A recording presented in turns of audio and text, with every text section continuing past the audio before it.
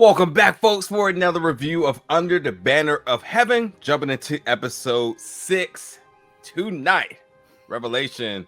Nigeria Terrell and Kelsey here to provide that recap for you of this episode. This episode was kind of crazy because we got a lot of things happening here. We have a very, very interesting dynamic between Alan and Brenda.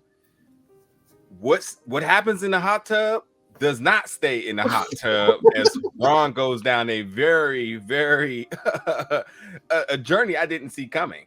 And I think the other really big thing of this episode is, well, Jed finally broke. All the emotions are pouring out, and he's struggling. And it's something I've been personally saying. I knew it was eventually going to come, and I think this was the tipping point in this episode. So a lot of things to cover. A lot of good parts of this episode to really push this story forward, leading us into our finale next week. So let's get into it. Starting off this episode, the detectives, Jeb and Bill, they go to the Lafferty, the compound, the dungeon, whatever you want to call it, the fort. They go see Mama Lafferty. Now, here's an interesting thing. Because it's just a little hard. I believe we said this before. It's just a little hard sometimes to pinpoint the time period. And the biggest indication for me is beard and no beard. But this case, we seen Ron last episode have this moment with his dad. And we thought maybe he killed him. Or maybe he just prevented him from living, whatever it may be. And we got that all termed out. We'll talk about it in a second. But we do know by them visiting Mama Lafferty that Dad passed a year ago. Holy hell. What am I missing something? I did not. I'm confused about how much of that, kind of transpired in that time, whatever it may be. But they got questions. And along with them is still Brother Brady, who is to be honest, he might be the funniest character in this entire series because, man, the way this dude is copping pleas is the funniest, but probably the most realistic thing when somebody's back against the wall and you about to get those cuffs on you. So, but let's start it off with you, Kelsey. That visit to Mama Lafferty, and the word that we're going to frequently use tonight because it is the title of the episode is revelation. So, going to see Mama Lafferty. Getting a lot of detail panned out here with with Ron, with Papa Lafferty being murdered, as Brother Brady had once said in cuffs, but now comes back and says, "Did I say that?" Essentially. But give us your thoughts about this opening part of the episode. Oh, yeah. I don't know. I was waiting for the moment when we would get to talk to Mama Lafferty because we all knew she was there somewhere, and she was heavily in Ron's mind, like, you're the one, like, it's you just have to realize it.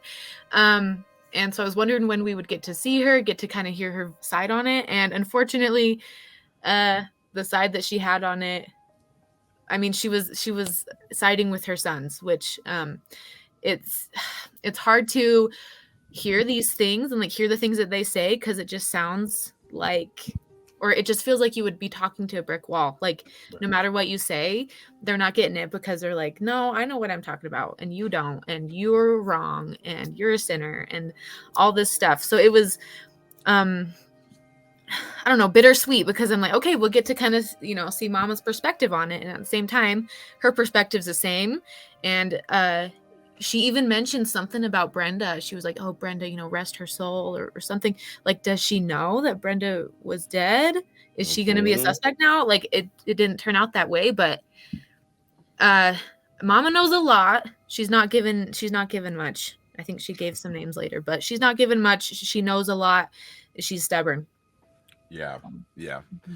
The kind of, because you bring an important thing to kind of what I said in the beginning, to kind of realize that, from the moment of when so Brenda obviously died not too far from where they're at, not too far in the past from where we're at now currently, and their father died a year ago. It's just interesting that with all the developments in the family, and for the women to be not only just victims but bear witness of a lot of the cruel try to say intent, not even just intentions, because these things were happening, but like all of the different sorts of just cruelness that's going up and down the board here. Yeah, and then you get a moment to kind of bring some clarity to things, and her being the victim herself, she clearly is Team Ron all the way. You clearly see how Ron was treated, and then the first thing he says, "Oh, this is a loving home. You took my sons away from me. If you brought them back, you would see just how good of people they are." It was an interesting take that the mom took that route, but I mean, what can you say? Everybody in the family stands up for one another. That's been very consistent, the unity across this family. And it seems to be to no prevail that, like, hey, listen, if there's something bad happening in the family, not a problem. We're never going to talk about it. It exists, actually. So put that one under the rug and let's keep going. Terrell, going to you now. Sticking on the same thing, your reactions to the revelations in the beginning of this episode. As we see, Mama Lafferty is the originator of the Stop Snitching program. Don't snitch, because that conversation which she has with I can't think of his name, the guy they're walking around with, Bill, with the not Bill. Brother Brady. Sorry, Brady. Yeah. She was like, "Well, where'd you hear that at?" You know what I mean? Like, why would you be saying something like that? So he, Deb has to pull him to the side, like, why you switch it up there? What's up? What's going on? That's not what you was talking back at the station.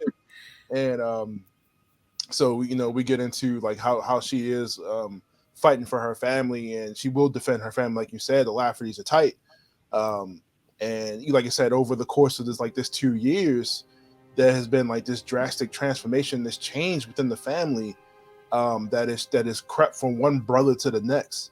And kind of like trickled down, through the line. And, they're all, like I said, like how close of a family they are.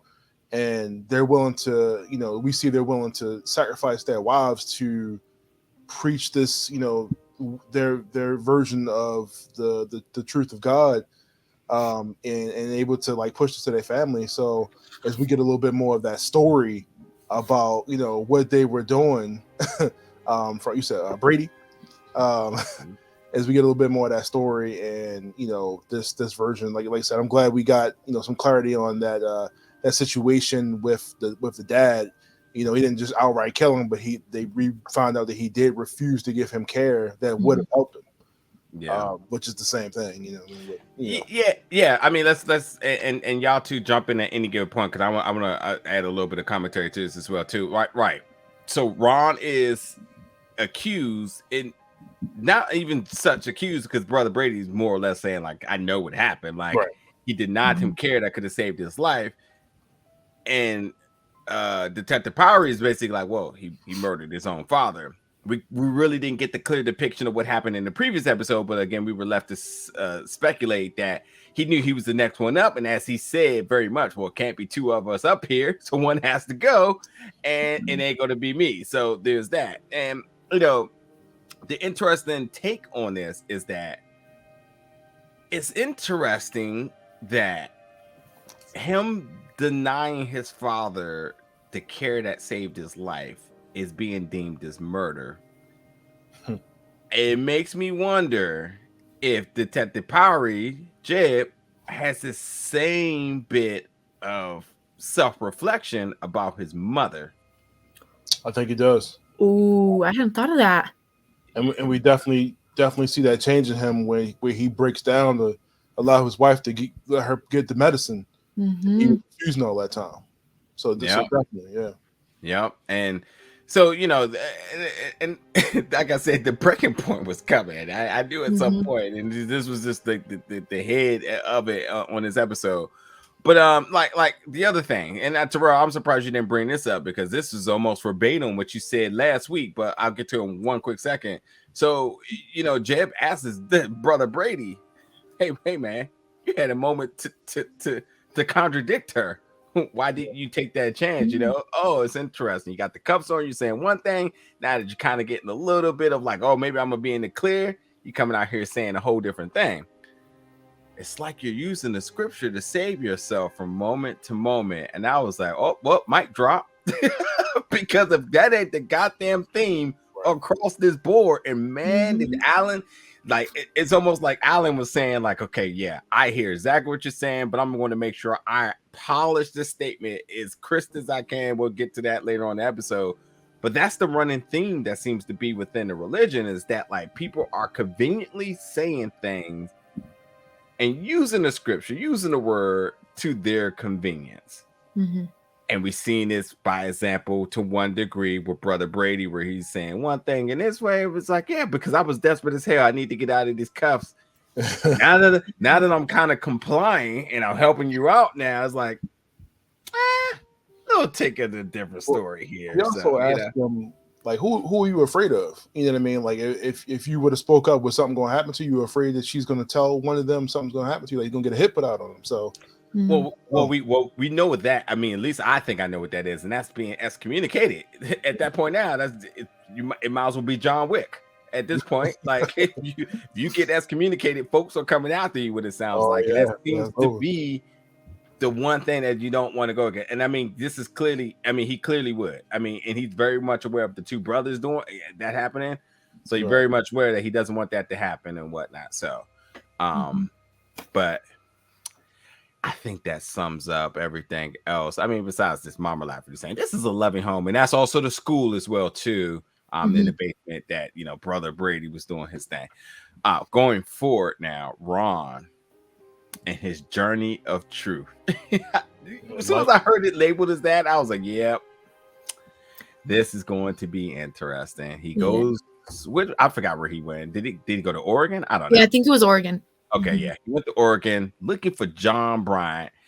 Here's the thing. Ron had his awakening here.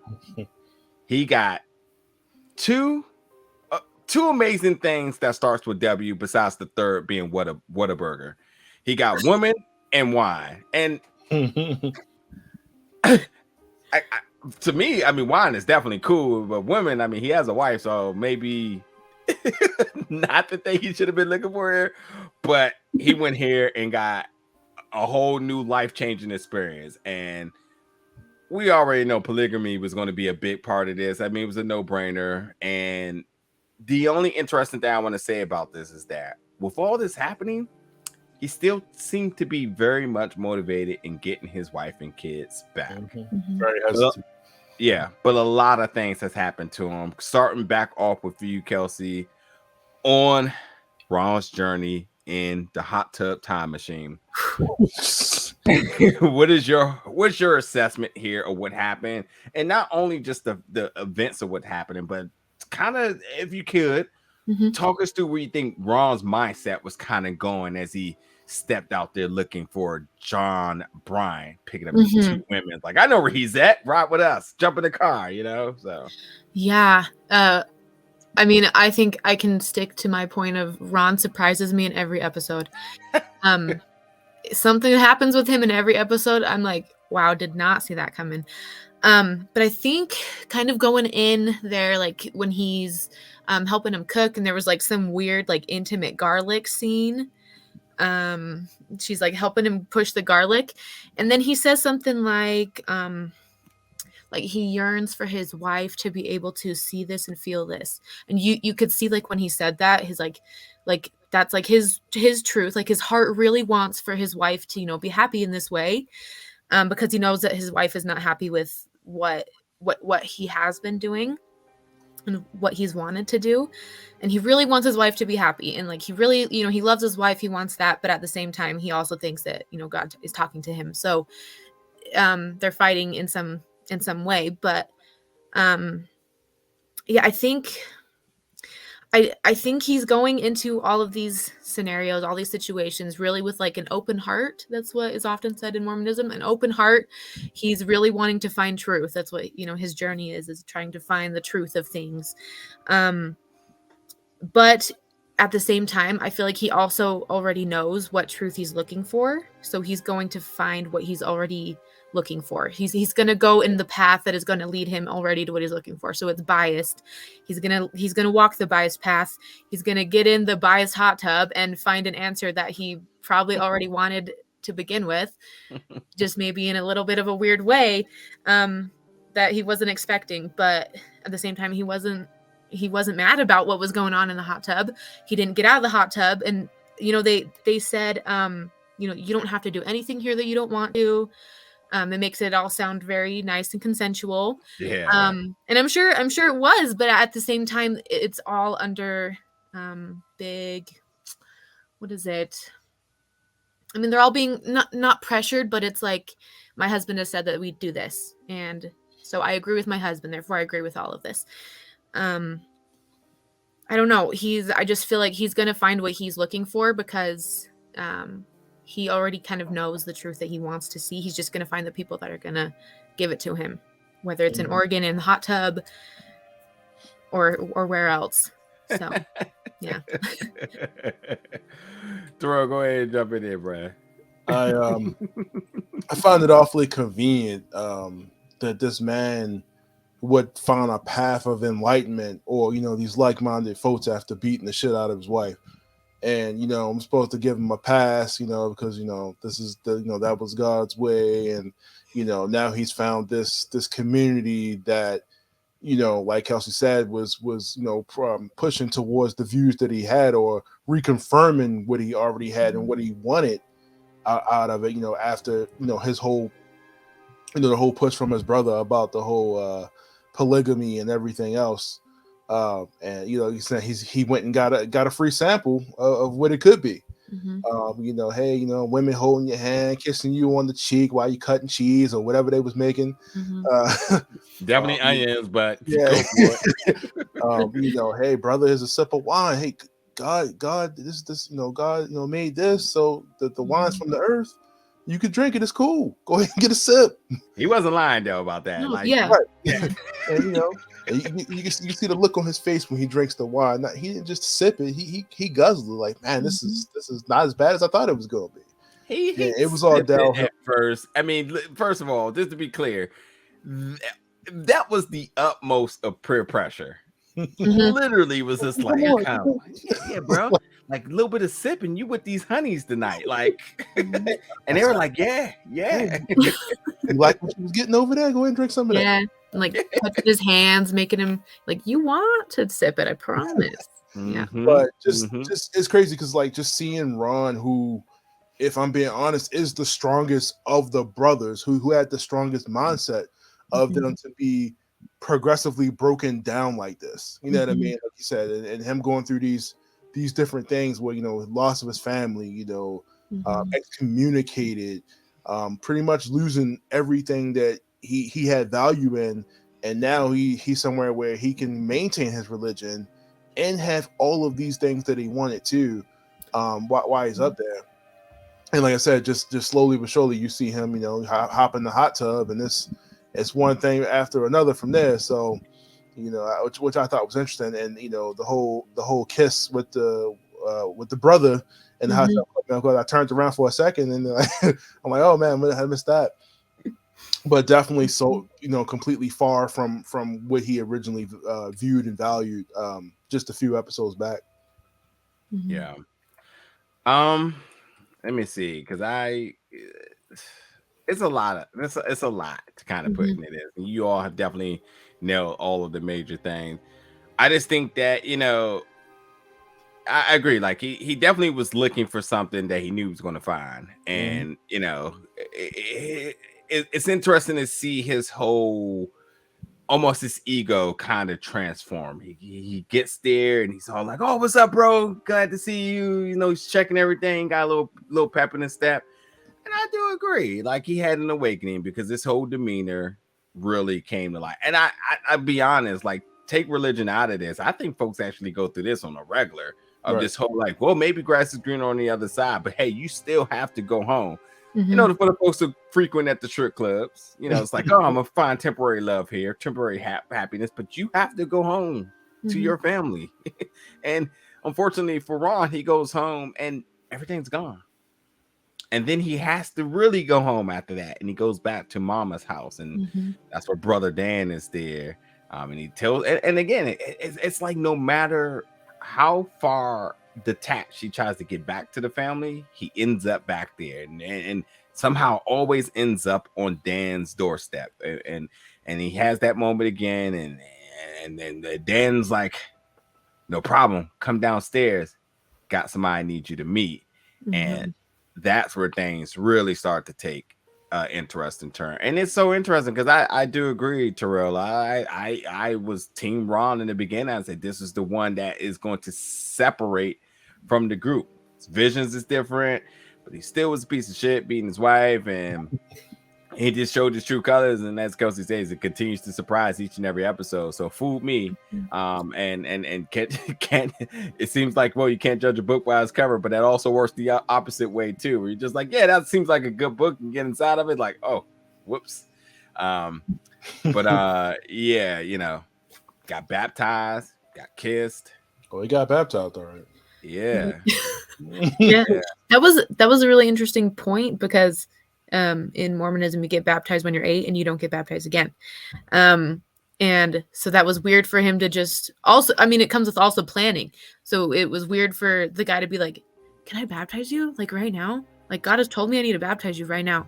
And he's just like, yeah, let's do it. But he's fully enveloped in the moment. And he, like, you could see that he thought it was a little weird because that's not what he's, been taught. He's already been baptized.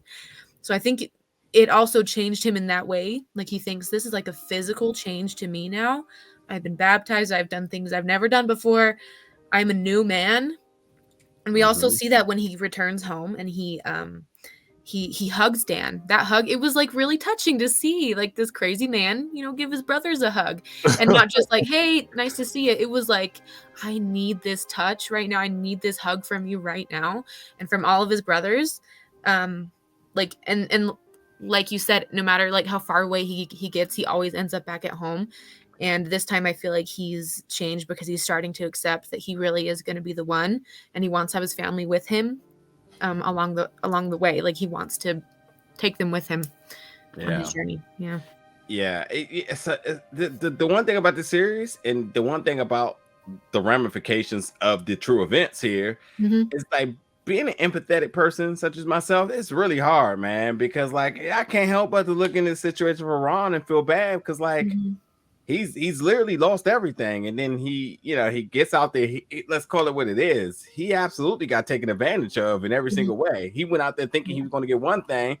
He got that plus more, and let's now also not forget that Dan also has a lot of influence as to what he did, and that's why Dan was back so soon. What are we going back? Like, what's the deal? You know what I mean? And it's just, that side of him, you kind of like, oh, damn. But, full circle, Ron, nah, fuck that guy. But we'll keep moving on with the story. Yeah. Oh, by the way, in the basement now, they done moved to a whole different thing now. Now that Prophet Onias is here with his smooth talking self, trying to just pass his way of things, and out here they move from tax evasion and then the Old Testament style of Mormonism to him now moving to racism. And I was like, oh man, only the white man's going to prosper out here. Yes. I was like, man, so like what's next at this point? Like they just added on to the list of just being the worst type of people in history. But I thought it was interesting that he was saying that when they were using the typewriters, like they weren't just typing, but God was motivating them to write the words. And that was just like they were showing how they were writing, how they were just kind of guiding, gliding their hands across. It was weird. Yeah. But Kelsey, you did bring up the point, right? Yeah, Prophet Onias said the same thing, and let's be honest, Ron has been wanting to hear that he's the one. When he hears it from his mom, it's kind of, I keep always forgetting this word, but it's like what he wanted to hear, and it's kind of like something baiting, whatever. And while at a point, that's all he ever wanted. That's what he wanted to hear. it still just shows you why even establishing that and hearing that from folks that his family was still priority. Like he's because he in this moment he was just kind of like, yeah, but I want my family, and he's kind of not really so acceptive of it. Where we see that comes full circle by the end of the episode, but. Prophet Onias is basically sitting there preaching the same gospel that Dan was preaching as well too. As we can just assume, everybody in that basement are all in line with their same visions and thoughts about everything, and they're just trying to get Ron to buy in, and rightfully so. He's the head of the family. He does have influence. He still does the construction thing. Mm-hmm. He's also out here making moves, expanding why it's already going to John Bryan and Oregon and Hot Tub Time Machine. Anywho, let's get to the next thing. Oh, by the way, so now the mom is out here basically saying, well, you know, they're tapping her, saying we need something because, you know, if you're not telling anything, then you know we'll get the job. Oh, matter of fact, this was Bill's conversation with mom. Well, we would get we'll get you removed if you're not trying to help. and she tried to swing a fast one on Jeb. Like, listen, what judge are we talking about here? Because the judge in heaven. He's like, you know, that I thought, you know, your religion was before your job or whatnot, and he ain't for the shits. He says, listen, nah, the judge, you gonna get removed if you don't give us something and comply. Ricky and Chip. So mom gave up two names. Who isn't Mormon, by the way? If they are really people, funny. I wouldn't believe her. She's been copping pleas for her sons the entire time. Those two names are literally aliases, but I digress. But there's that. Anyway, let's go to a very interesting part of this episode I didn't see coming. Alan and Brenda. Alan gets home. Brenda is struggling with the baby by herself. Baby has a fever, crying. The baby's sick. Poor baby. And they have a moment. And it ain't just a moment, but this is a moment where we start to see Alan become his brothers and almost solidifying everything Brendan's been saying about this evil presence roaming around in the family. Will it get to Alan or is it too late? Starting off with you, Terrell, what is your thoughts about this interaction between Brenda and Alan? Kind of seen it coming, especially, you know, like she said, you know, Alan worships his brothers because he is the youngest, and he wants to impress them as much as possible, you know, whether that be with his family, his job, or whatever. And you know, he, like she said, that evil that's creeping up on these Laffertys, man, which has clearly been present for a while now. He, you know, decided he wanted to, you know, his wife wants to use modern medicine because she doesn't know what's going on with the baby, and she doesn't want to take any chances. So she wants to take it to the hospital. Of course, she's like, nah. And the first thing he says out his mouth is, you know, I don't think we should do it because, you know, AYZ, you know, the family, the brother, whatever. And he tells her no and decides he puts his hands on her. And the scene after this, I'm like, man, Dad about to come over here and throw hands. And it was real tense because, you know, he's like, yo, put this chocolate in your mouth. put this chocolate in your mouth. I thought that was interesting just because I really thought he was gonna, I don't know if she told him, but like the reaction from that whole situation. But seeing him just kind of fall down that path, and he's supposed to be the best of them, the good one out of this one, the one that wasn't really sure about this whole thing, you know what I mean, as far as like the religion and his brothers and the family, and didn't want that life for Brenda, as he said before. And yet he's being pushed to that point, which is weird because like he's trying to get out and she's falling deeper in, as we see it. Like she is like, the more he does this, he pushes her further into the religion, and she starts to become more reliant on it to get her through this situation. So I just thought it was really interesting to see the good son kind of fall down that path. Go ahead, Kelsey. Reactions to that statement and other things between Alan and Brenda. Yeah. Well, I see it like I can kind of see it from both perspectives. Like Brenda's like, I don't care what your family or brother thinks about seeing the government or state help or things like that. My baby's sick. Like those beliefs are going to be set aside for like my baby is sick. And I feel like a rational response would be like, you're right, our baby is sick, let's deal with it. But again, Alan really is, I feel like Alan also is struggling because he believes some things that his brothers are saying. He's mentioned before to Brenda's family about like the taxes, and Brenda's dad's like, huh? A little weird. And he was like testing the waters, I feel like.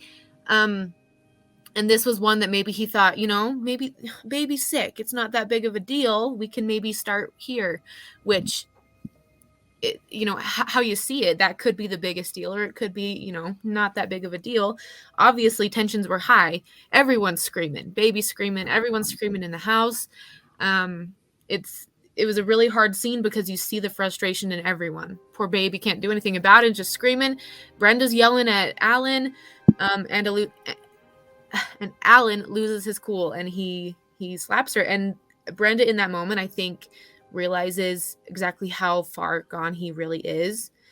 I think before that she's been scared, she's worried.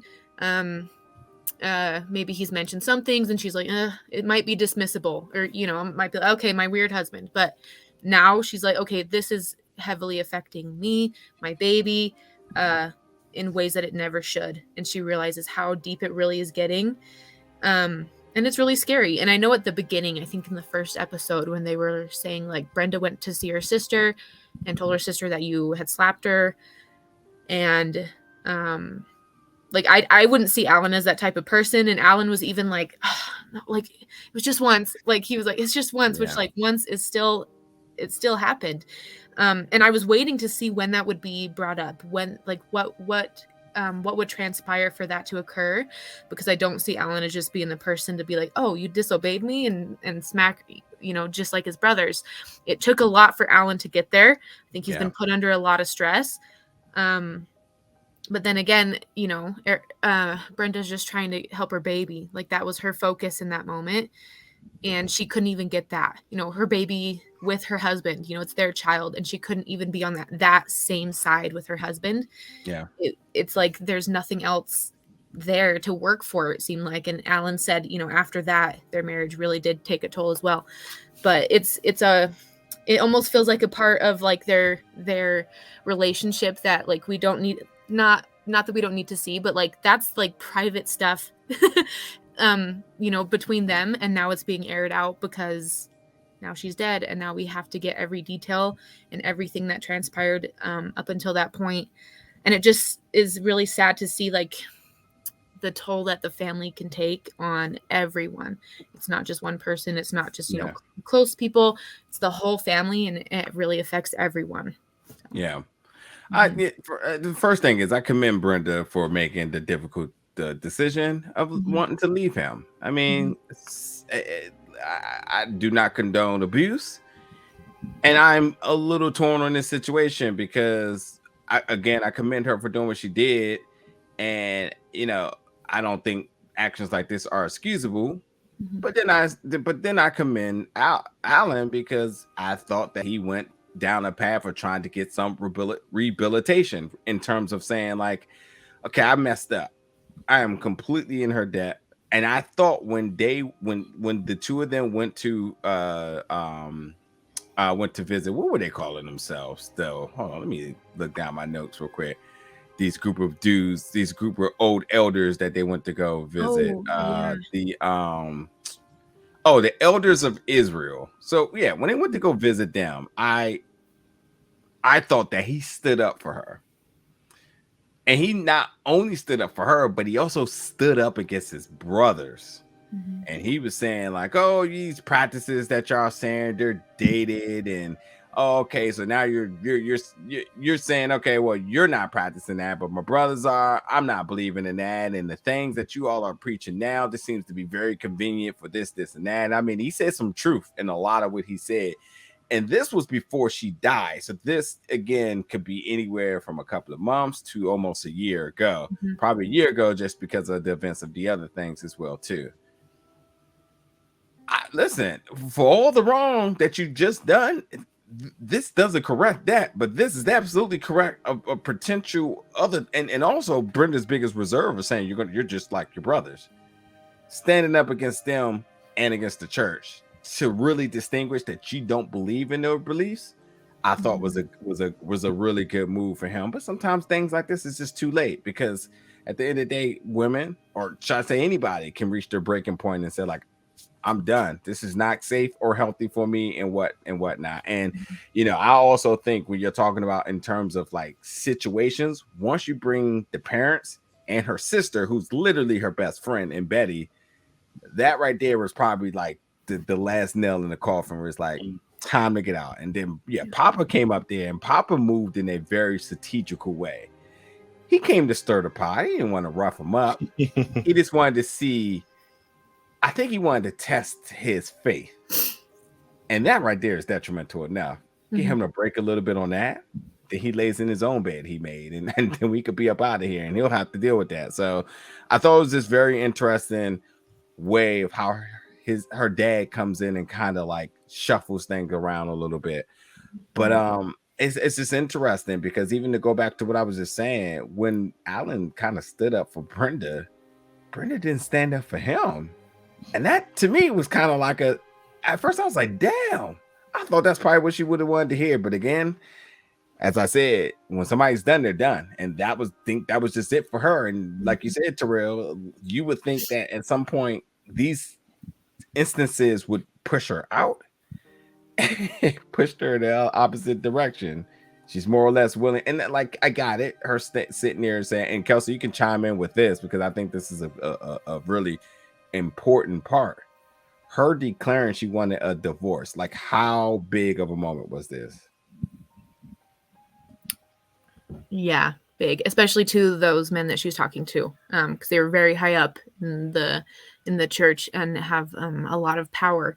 So and also because when you get married in like the temple, like they did, you can't just, it's not just as simple as kind of like a civil divorce, which of course that's not simple, but you have to do a lot more, because you are now, having to say to God that you're not going to be married anymore. And like, oh, I know we got married and you allowed that, and I don't want that anymore. And so that was a big step for her to go and say, yeah, because also I wouldn't say it's like discouraged. I know there's a lot of religions where like divorce is not even allowed. It's not like that, but it's more of like, you probably can work it out before that is the step that needs to be taken. So there's, but then again, I feel like she even tried to work it out. She tried to see where he was coming from. She tried to see his perspective. She tried to, get on board with all of the brothers' beliefs and teachings. She tried, and it just wasn't for her. It wasn't who she was. And in the end, I mean, she got hurt in, emotionally, physically, mentally, all of it. And she had enough. So it is a big deal saying to the men high up that, and she's being very, very vulnerable in that moment too. And she's saying like, this is like, I can't handle it anymore. I've done everything I can. I can't do it anymore. And then for them to just be like, let's pray. Like, let us pray about it. Let's give you a blessing, which is like what we saw with, they'll put their hands on her head. Yeah. What do you call that? I was thinking this looks like a Big Mac of prayers or something like that. Like everybody put their hand in. I was like, damn, that thing is stacked. The priesthood lesson. It can get Big heavy. Mac. Yeah, I've been the one sitting in there, and you got 8 hands on your head. You're like, it gets heavy for sure. Yeah. And I already knew those elders had no type of weight management control. I was like, bro, look what they're doing, bro. She literally has a Big Mac on her head, and it has got her stuff. Yep. I also want to add one other thing too, because I was able to pick up on this too. Let's not forget she has a child. So also, as we see Matilda make her return, brainwashed Matilda. Oh yeah, crazy, because she was definitely out of there, and she got it pretty bad too. But listen, some sins can only be washed away by a blood atonement, in which you think she puts herself in the same situation. She goes through a divorce because you didn't remove the father from the kid, and it's a big enough thing. And maybe she was able to put that on to perspective at some point, or maybe she didn't realize it. But I mean, either way, with her wanting a divorce and they're getting her this priesthood Big Mac lesson, you know, it is what it is. Going forward to the present day, Brenda parents come to Jeb's house, and all they want to know is why. Why did this happen to her sister? They don't have answers yet, but they're very much are on the path that it is the Laffertys. And then she handed over, let's just say, the sisters, diary to one another through letters, constantly wrote each other to keep her very much intertwined about everything that was happening and how she was feeling, which to me comes off as a little bit what's the word here? I guess you can say like maybe she was just fearful the entire time. I mean, this is nothing but checks and balances on everything that was going on with her, and she was trying to have a chain of accountability as everything that was happening. But she, and they're best friends, so it does also add to another layer of why. But still, like as you said, these things are very detailed about what was happening, how she was feeling, and so on and so on all the time.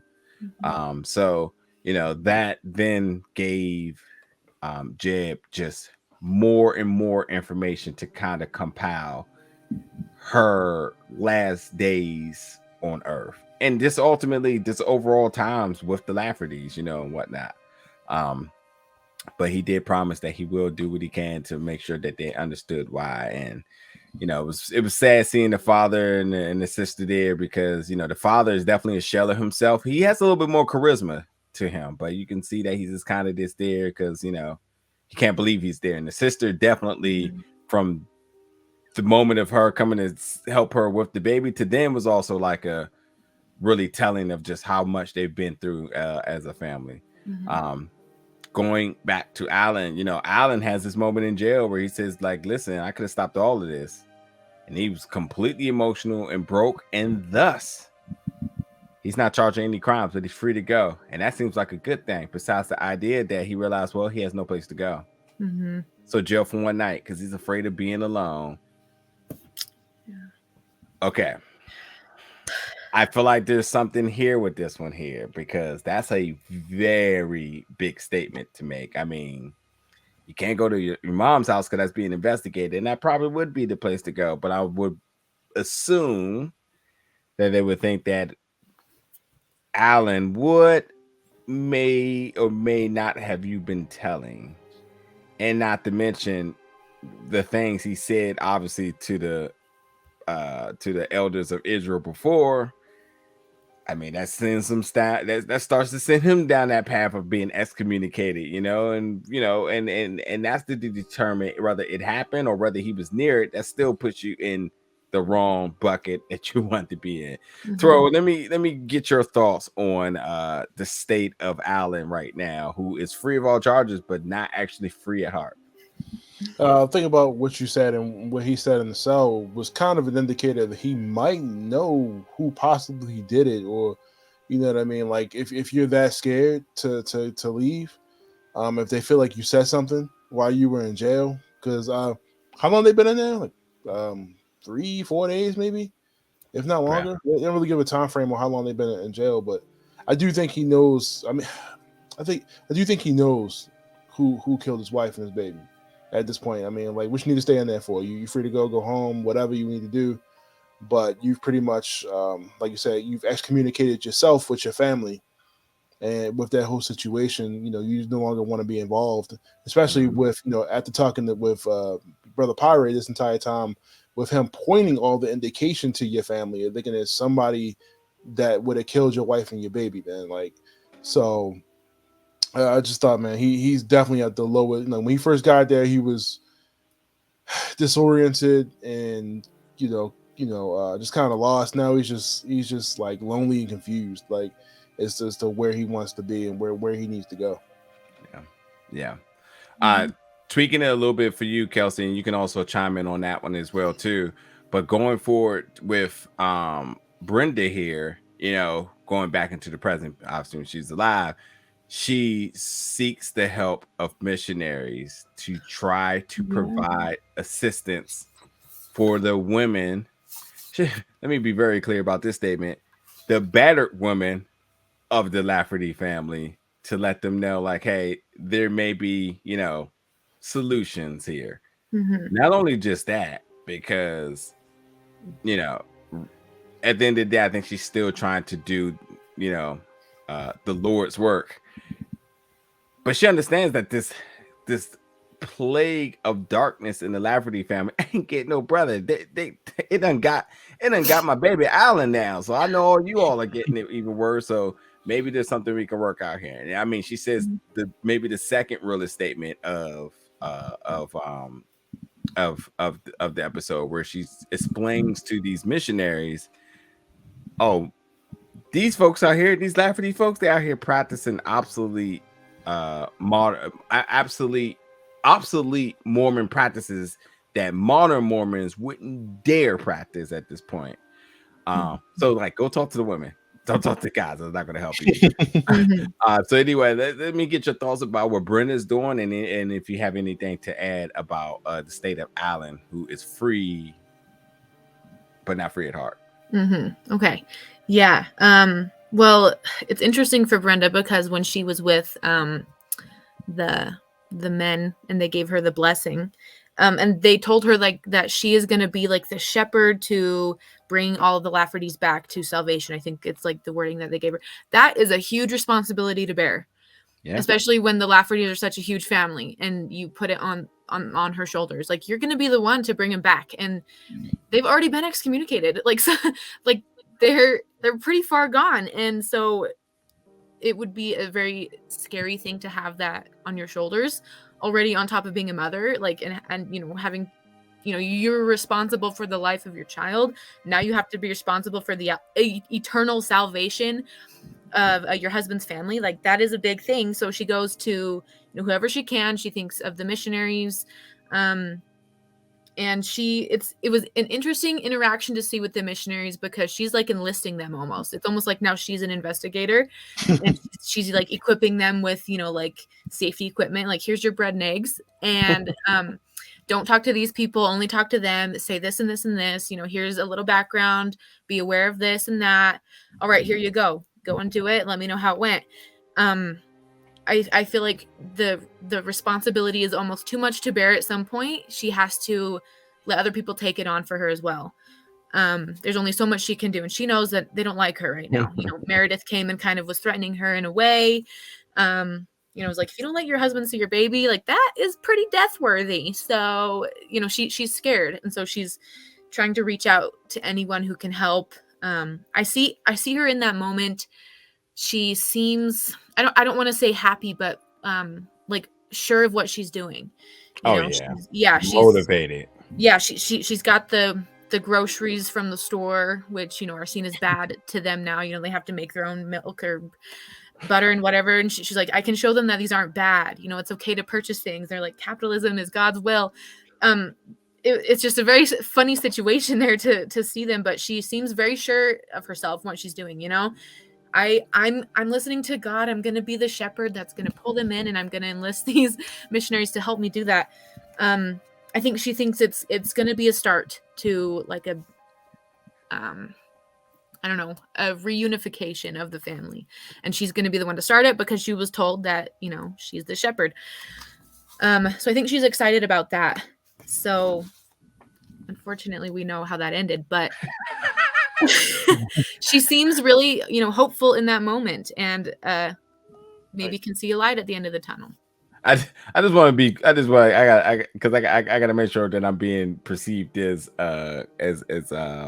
being mature, and that in the light of this show being based on real events, that understanding that my reactions is based on this show alone, which we know the show also does have added dramatization of events for show purposes and whatnot. So I want to make sure folks know I'm being sensitive about the events of it. But it is very much true based on how the show is played out, that we do know the end result of everything that she believed in, that she thought she was doing good, but Mhm. ultimately that's what the resolve was.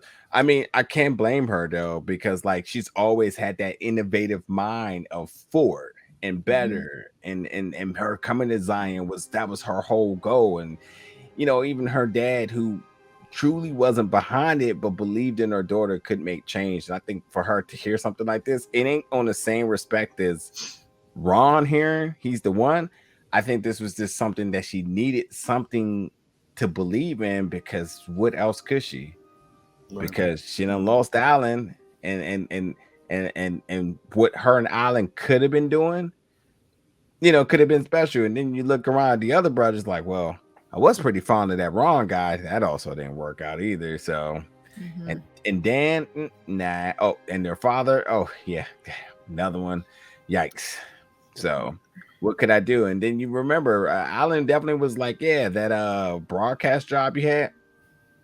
Nah, think you need to be home, and maybe you can do some stuff in the house and whatnot. And it sucks, but like she kind of like the hand of cards that she had, they were pretty good at first. They got reshuffled, and now they're like, okay, I guess I can play with this. And she felt a little motivated to make a comeback, but what could she do? But I'll let you jump in 1 second. But listen, the other wives, Matilda, still having faith for her husband Dan. I was like, what? And she talked about the blood atonement and wife alienating husband from kids, as I said before. And then when you also look at Diana, who Ron's wife, just fed up. We already knew she was out, right. And she told Brenda, listen, you are not safe here. I don't know what else more she needs to hear at this point. Everything she tried to do did not resolve in the light of what she wanted it to be, but I think she has enough intel to know now that it is time to bounce town. So, Tora, you wanted to say something? Yeah, I just thought it was interesting that the brothers that came to see Brenda was explaining that a lot of this text has been modernized for today.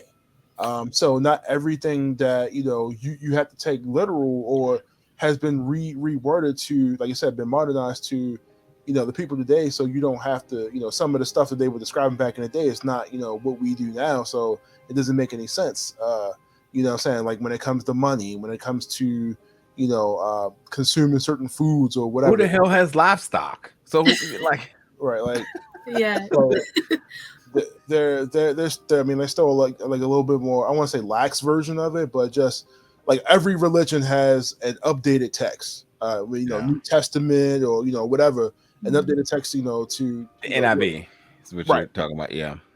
So just to hear that, I think when she was hearing that, it was just like, yeah, okay, this is what I'm talking about. This is what I've been saying. And to put them on a mission to with these gift baskets, like you said, to try to sit on the olive branch to bring them back, bring them back to the Mormon way. Her trying, and like you said, Diana, she was done. There was no comeback after that. Her kids was frightened. Like there's no that who her husband wound up becoming. That's not somebody she's willing to take the risk to stay with. Yeah, that U-Haul was packed, and it was time to get the hell out of Dodge. Yeah, that's a wrap for her. And it'll be interesting to kind of know more about her story. Doubt we get it, but it just sucks, man. Because again, us knowing where this lands with Brenda, man, this is one of those like murder mystery type of things. You're just like, man, just how much more does she need it to just eventually get the point of saying I got to go? It's just a lot of reasons, but I just feel like her passions and her her ambition just kept her around longer than that the responsible parties was willing to bear with. But it's just ultimately sad. By the way, I meant to mention earlier, Bill finding the bat that Father Lafferty beat the dog with dented up. Oh yeah. Pretty gruesome that's still around. Anyway, going back to Alan in jail. Alan now says the most impactful statement of the episode here. And he started to talk about the word, the scripture, people's beliefs. Mm-hmm. And he said, man, basically, you got these men out here. They're all these things that they're doing and saying and practicing. It's all for their own selfish desires. And they basically try to structure the word around so they can justify anything. Damn, Terrell, if that ain't what you said. Yep. Most manipulative form of religion. Hell, if that shit held up in court, I practice that shit too. I'm like, you know what? God told me I need to rob this bank. I am tired of being poor. So like, okay, you're right. Yeah. God told you. Thank you so much, Heavenly Father. You are the man. But like, I mean, Alan's keeping it real. Here's the interesting take about it. Alan is saying what we already kind of suspected as viewers of the show. Characterized Jeb is like, holy hell, I really want to know who did this murder.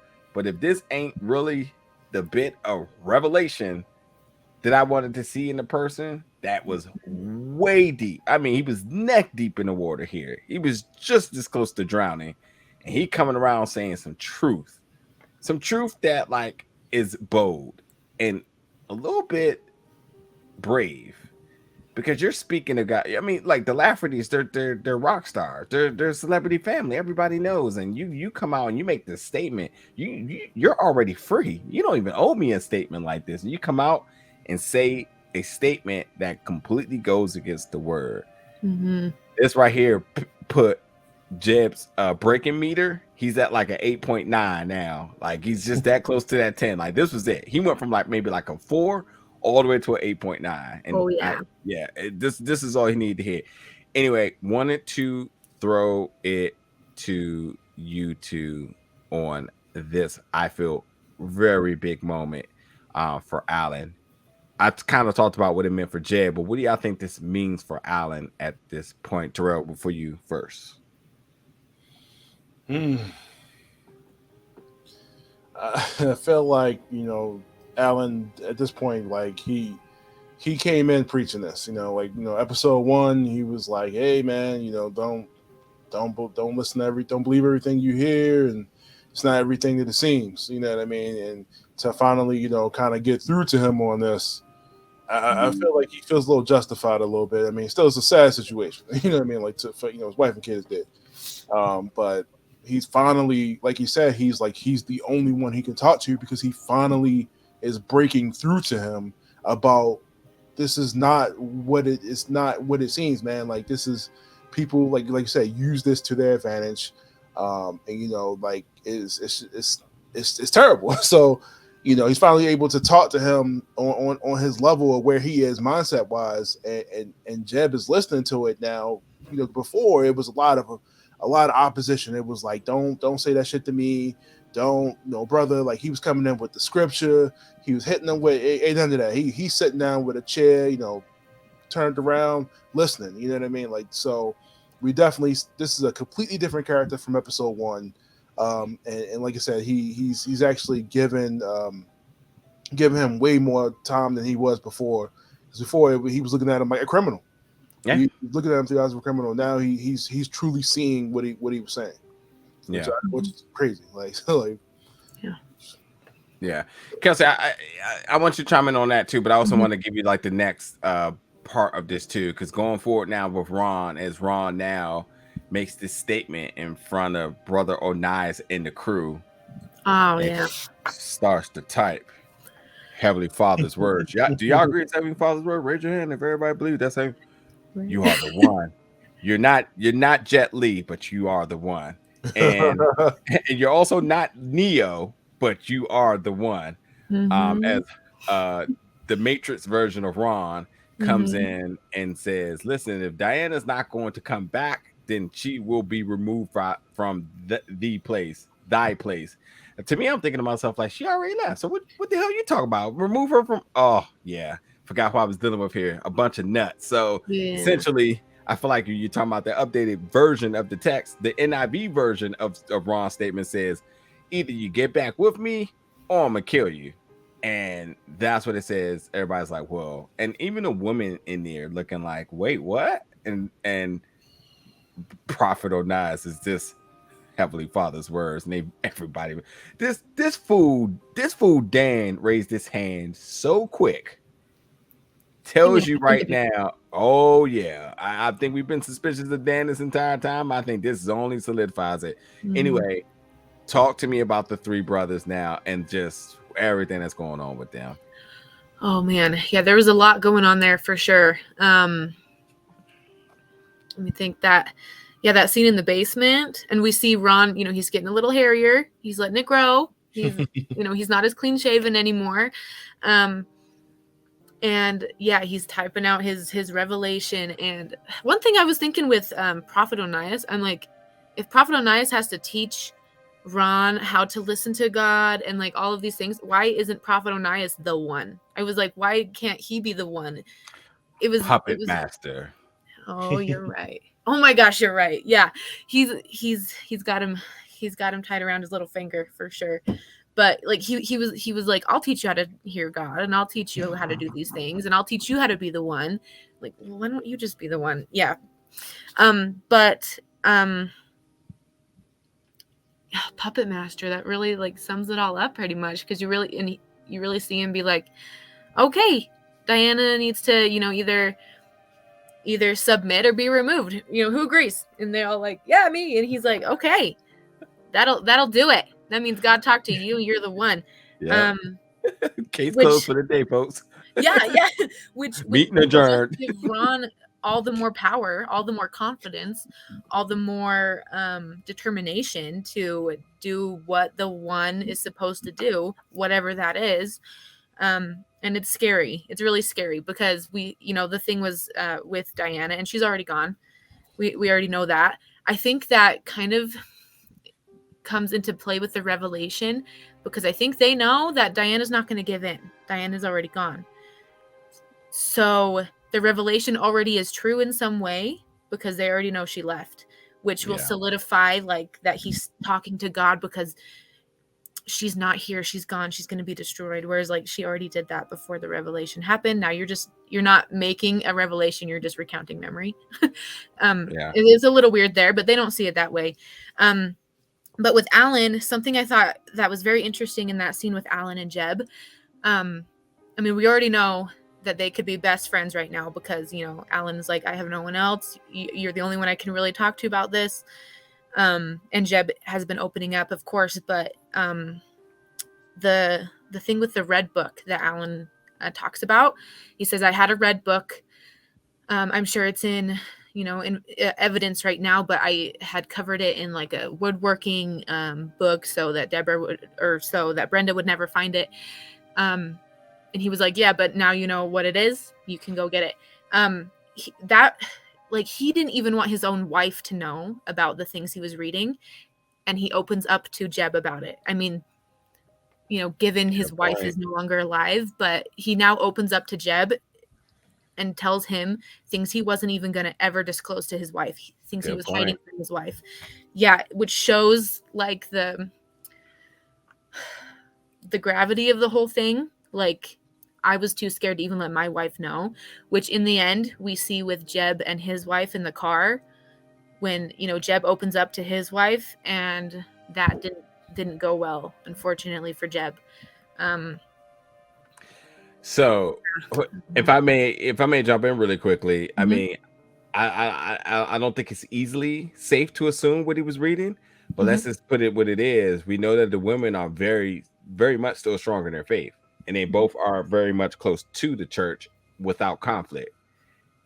I think Alan and Jeb are of the same, where they're starting to see struggle. Jeb because of his employment, Alan because of every goddamn thing that's happening around him, and he's just like, listen, I can't follow these beliefs because look what it has done to the folks around me. I'm wondering if this book is a bit of, just to say, clarity in terms of conflict within the Book of Mormon, or just events of things that's been happening. He doesn't want to show his wife, because if he showed his wife and showed just how much more he was removed from the religion, thus would say how much more he was removed from her. And same thing with Jeb, where he's just kind of like, Well, I'm reading this for the case, but also this is all right. I'm struggling. Hey, come to bed because it's time for me to come to bed. And I mean, I do feel like his wife Rebecca is going to stand by him, but I don't know if I can die on that mountain because and it's such an interesting thing because I would think much like like most of the women would think much like Diana's like, man, this. But then again, Matilda. But I don't know. It's just weird to think that the constraints around and the fear around, should we say, disobedience to the word and Heavenly Father, how committed it makes these folks to the most toxic and almost bizarre situations under their own home roof. And it will be interesting to see. I will say this too: religion removed. Jed Pyre, I think his job has resulted in a lot of divorces within households where you see these detectives so committed to the job that they're so removed from their own family, and they can't be the father that they want, and then maybe some of the trauma and things that they've experienced has just made them a walking bottle of PTSD. I mean, listen, he's in the car reading evidence and he's breaking down. His wife's like, bro, are you sleepwalking? A nightmare? Like, get the hell in bed. And he's just there like crying. I think that if you're somebody's significant other and you see that, you're like, therapy tomorrow, if not right now. But like sometimes that just bears the weight on them more than what some people can handle. Then you add the religion icing of the cake. Is just like, oh, now you're struggling, but you're struggling against something I'm very firm, very much firm on. And I hope it doesn't go that route, but I think that for even in that last 2 minutes, there was a lot going on for them. Last thing I want to add for this episode is Jacob Lafferty, the one that we haven't seen since he did something strange to that rabbit, has been found on camera doing some very, very, very much a regular day in New York, where folks are just saying, oh, you at the bodega? Fine, I got a screwdriver and I'm getting this to go. And the one that we were probably metered suspicious, let's just say pretty early, 5 at the most. But I figured that he wasn't going to be the suspect because I told you before, I said I think that him and Brenda had a connection and understanding that wouldn't make him to be. But he's been out of the loop this entire time. It's 6 episodes, and this is the second time we've seen him, or third or second time we've seen him. But now that he's kind of back on the radar, we'll see how that goes. Last thing we got is Bill meets Bob, aka Prophet Onias. Why does Bill keep getting himself in these situations where we got to be on the edge of our seat? Wait before you come in. What? No. Yeah. Yeah. Anywho, anything else y'all want to add before we get to our finale next week? So we got one more, and this is our last chance to kind of speculate who we think it is before this last episode. We've got our players, and I still think it's somebody that we're not looking at. If I had to take a guess, I want to say Matilda. Is the murderer? She's following them orders. She's been blindly following the orders. She came to the door, not knowing what the hell she was talking about blood atonement. It's like, I don't even know what that means. Definitely a threat. Absolutely a threat. I'm guessing Matilda. Go ahead, Kelsey. Oof. I don't know. I mean, I feel like I kind of know anyway because of the historical event of the whole situation, but I don't want to base that off of, I don't want to base my opinion off of that. I feel like I would suspect Matilda a little because of, what she's talking about. But at the same time, I also... Let me ask you a question. Yeah. Do you think they go as far as showing us who the killer is, or do you think they just get us to a point of leaving it open-ended? They'll probably be like, they'll probably leave it open-ended They probably will, because that'll make many people angry, and I feel like they'll probably do that. I don't want to say I would love to see who it would be. Like I don't want to see. I would love to see the acting of that situation. Yeah. I think that's what I mean. Yeah, but honestly, like there's so many people. I mean, it could be Brother Brady. Who knows? It could be the mom. It could be Mama Lafferty. Like there's so many people that are so stubborn in their beliefs that it really could be anybody, because once you get under their roof and they are talking to you, they can make you do anything. So yeah, and to my closing points, I think that this show has not really focused on the murder of Brenda Lafferty. No, I think this show has focused more on the corruption, the whatever other words that are cousins with that word within Mormonism, and I think we're just seeing so many different bits and pieces of parts that the creators of the show are either looking to challenge, looking to expose, looking to bring to light for other folks to challenge and whatnot. I think that's the focus of the show, is to start conversations about, well, what do you believe in, and why, and is it healthy, is it modern, or is it manipulative? What is your household situation is? I think these things, the show is using those this show as a sort of a bit of totally forgot the word, like transportation or vehicle, a vessel or vehicle to start these conversations within households for folks to start thinking like, I think maybe what I was doing was kind of silly, and this show kind of exposed it to me. Probably wanted to make some changes in life, and with the whole idea of this case being real, there's still folks involved with this, folks of the church, folks, Brenda's family, Brenda's sister Betty, there's folks that are still very much involved with this, and feeling for this. And I think that in the eye of handling something like this in a productive fashion, that maybe you don't have to actually just talk about the murder. Maybe you could talk about the events of what led to the murder to prevent somebody else from actually going through something like this. And I think that would make people happy, and also probably make people mad because I just want to know the murder and whatnot. But hey, you can look that stuff up if you want it. So yeah. But folks, that'll do it for tonight's review, episode 6 of the Under the Banner of Heaven, starring rock star Jed Pyre, who is gonna have to bring it home. Andrew Garfield's gonna have to bring it home this last episode, give us what he got.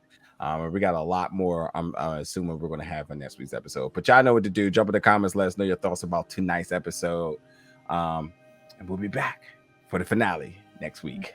Thank you for tuning in, everybody.